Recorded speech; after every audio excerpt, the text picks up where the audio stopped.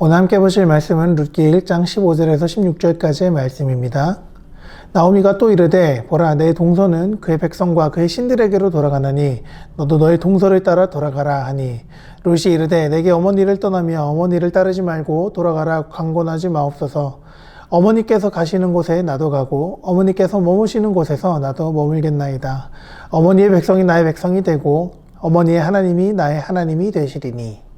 이 말씀을 가지고 더 나은 선택이라는 제목으로 함께 말씀을 나누고자 합니다. 사랑하는 친구들, 지난 한 주도 잘 보냈어요? 날이 많이 추워졌어요. 감기에 걸리지 않도록 조심해야 해요. 코로나 때문에 마스크를 잘 쓰고 다녀서 또 손을 잘 씻고 다녀서 감기에 걸릴 일이 없나?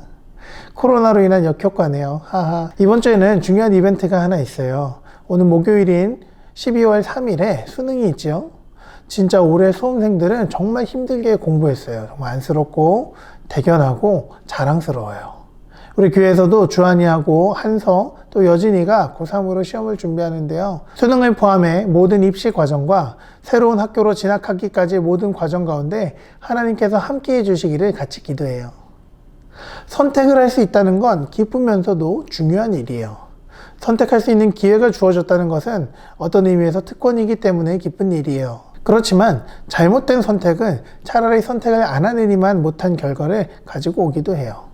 앞서 이야기한 수능과 입시가 중요한 이유는 앞으로 공부하고 나아갈 분야의 윤곽이 드러나기 때문이에요.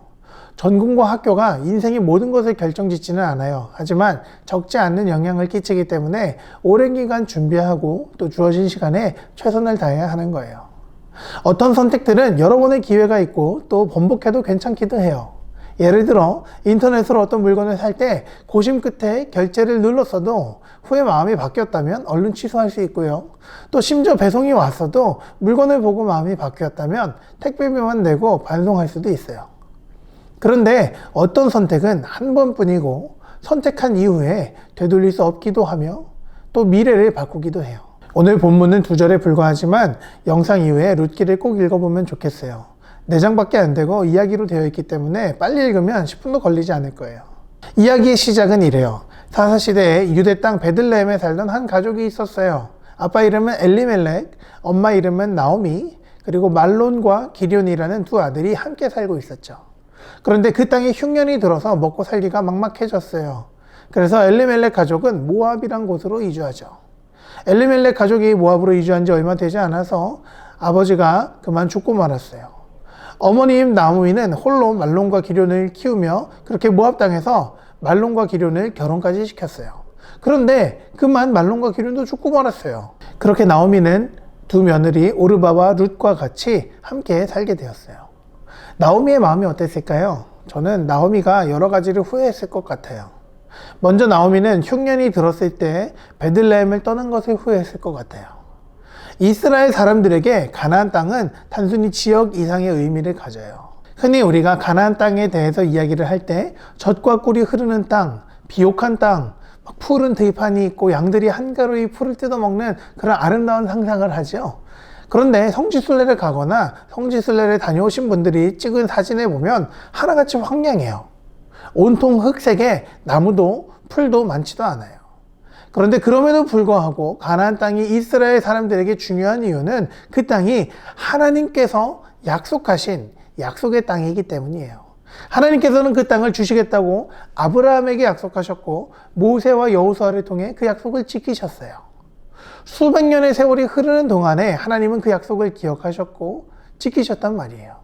그런데 수십 년도 아니고 얼마 동안 흉년이 들었다고 약속의 땅을 떠난다는 건 하나님과의 약속을 가볍게 여기거나 별로 중요하게 생각하지 않았다는 의미란 거죠. 제가 너무 멀리 나간 걸까요? 그럼 흉년이다 다 굶어 죽으란 말이에요? 아니요. 그런 의미는 아니에요. 그렇지만 엘리멜렉과 나오미가 베들레헴을 떠날 때에도 여전히 베들레헴에 남아있던 사람들이 있었어요.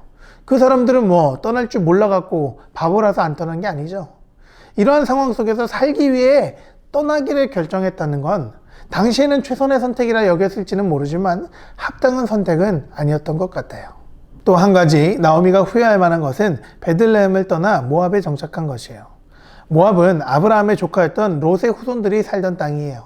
모압 사람들은 넓게 보면 이스라엘 사람들과 친척 관계였기 때문에 대체로 좋은 관계를 유지했었죠.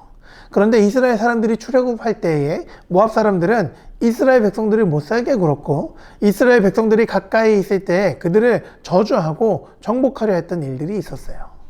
결정적으로 모압 사람들을 통해 이스라엘 백성 안에 하나님 이외에 우상을 섬기는 풍습들이 들어왔는데, 이것은 하나님께서 아주 싫어하시는 일이었고 하나님께서 주신 십계명도 어기는 일이었어요. 이 일로 인해 수많은 이스라엘 사람들이 죽었고 또 경각심을 갖게 되었어요. 이후에 하나님은 모압 사람들이 하나님 앞에 나오지 못할 것이라고 말씀하시면서 적대심을 표현하기도 하셨죠. 그런데 엘리멜렉과 나오미 가족이 바로 이 모압 사람들이 사는 모압 땅에 정착을 했고, 심지어 말론과 기럐 이 두 아들은 모압 여자와 결혼을 한 거예요. 그렇게 10년이 지나 남편도 죽고 두 아들도 죽고 한 것을 생각해 보니까 나오미의 마음이 어떻겠어요? 어때요? 후회할 만하지 않아요? 후회만 하고 있을 수 없었던 나오미는 슬픔을 뒤로하고 돌아가기로 결단을 내렸어요. 일단 나오미는 모압에 남을 이유가 없었어요. 먼저는 10년 동안 다른 나라에서 생활하면서 지쳤고요. 자신을 보호해줄 가족과 친척도 없었죠. 또 유대 땅에 소식이 들리는데 하나님의 은혜로 흉년이 끝나고 생활이 나아지고 있다는 그러한 이야기였어요. 나오미는 염치불구하고 돌아가기로 마음을 먹었어요. 그런데 문제가 있었어요. 며느리들이에요. 당시 풍습을 따르면 며느리들은 같이 가는 게 맞아요. 나오미와 엮인 새로운 가족이기 때문이에요. 그런데 현실적인 문제가 있어요. 남편 잃은 과부로 홀로 살아남기도 쉽지 않을 때에 두 며느리까지 어떻게 먹여 살린단 말이에요. 아니, 반대로 나오미는 늙었기 때문에 오히려 두 며느리들이 나오미를 부양해야 할 처지인데, 모압 여자인 며느리들이 이스라엘 땅에서 어떻게 일을 하며 나오미를 먹여 살린단 말이에요. 다른 문화, 모압 사람에 대한 적대적인 시선이 있는 이스라엘 사람들 사이에서 이들이 잘 적응해 살아갈 수 있을지 걱정이 되었어요. 마치 10년 전 흉년이 들어 베들레헴을 떠날 때에 자신의 모습이 겹쳐 보였을 수도 있어요. 나오미는 다시 한번 결단을 내렸어요. 이들을 원래 가족에게로 돌려보내기로 말이에요. 물론 며느리들이 다시 원 가족의 품으로 돌아간다고 한데 그들이 환영받지 못할 것이라는 것쯤은 알고 있었어요. 남편이 죽고 홀로 되어 돌아가는 길이기 때문이에요.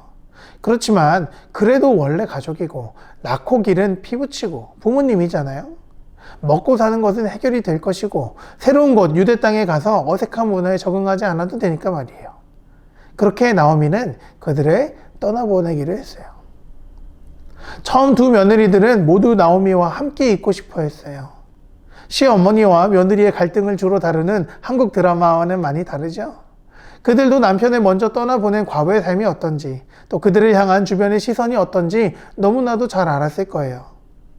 그런데 나오미가 두 며느리를 자신의 자녀처럼 진심으로 대하지 않았다면 두 며느리의 오르바와 룻이 나오미를 떠나지 않겠다고 이야기했겠어요?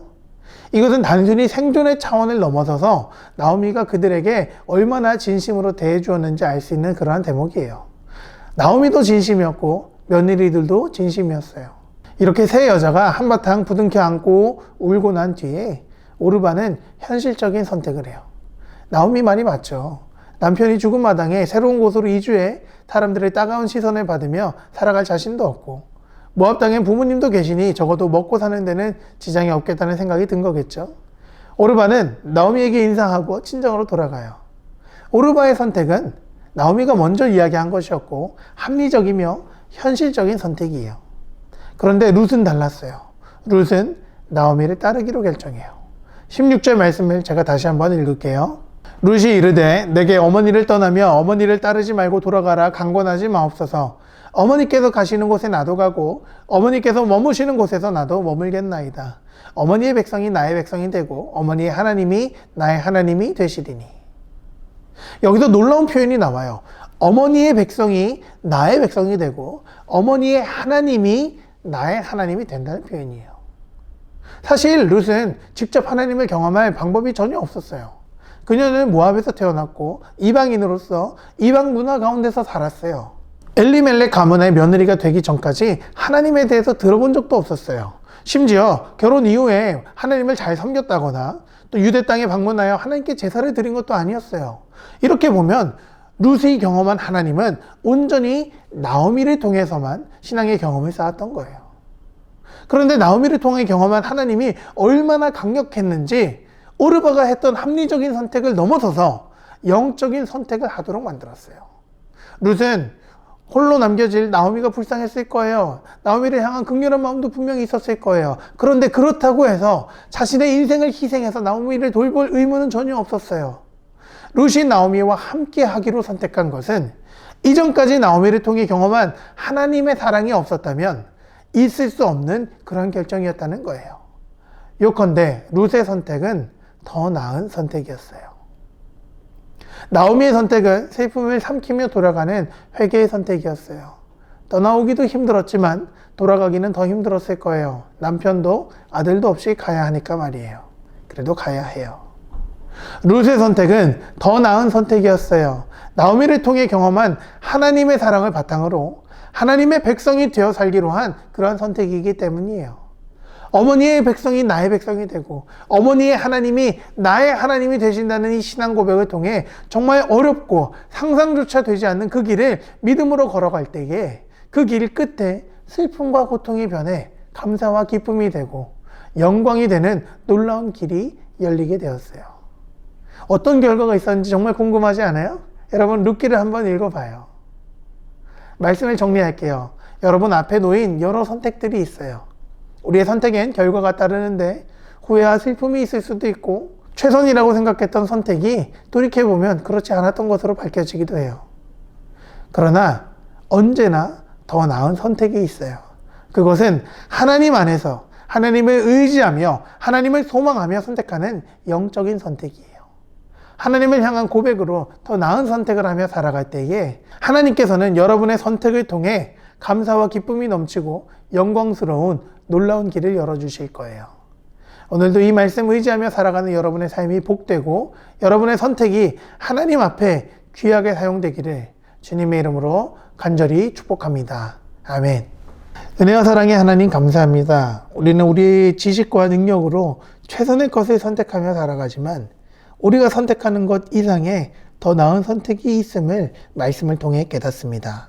주님, 제 생각과 제 판단을 내려놓고 하나님 의지하며 겸손한 가운데 주님의 뜻을 구하며 믿음으로 나아가오니 하나님 안에 더 나은 선택의 길을 열어주시고 슬픔과 고통이 변해 감사와 기쁨의 길, 영광의 길로 인도해 주세요. 제 삶을 통해 찬양받으실 주님을 소망하며 예수 그리스도의 이름으로 기도합니다. 아멘.